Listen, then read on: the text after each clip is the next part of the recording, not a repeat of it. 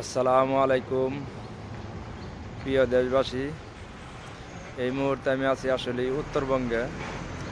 উত্তরবঙ্গে আসলে প্রচণ্ড পরিমাণ শীত শীত আর হলো কুয়াশা। আসলে কুয়াশা নামে কিন্তু সারা বাংলাদেশ পরিচিত। আর আঙ্গুর জামালপুরের ভাষায় আমরা বলি আসলে নিয়ার। এত পরিমাণ যে নিয়ার পড়ছে, এটা ভিডিওর মাধ্যমে আসলে আপনাদের আমি দেখানোর জন্য চেষ্টা করতেছি।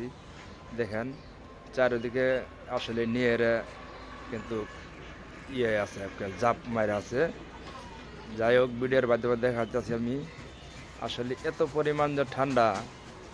আর সবচেয়ে বড় কথা হলো, আমরা যে আসলে ট্রাক চালাই, বিভিন্ন জেলায় যাই যে থাকি, দেখেন যে আমরা কত কষ্ট করি।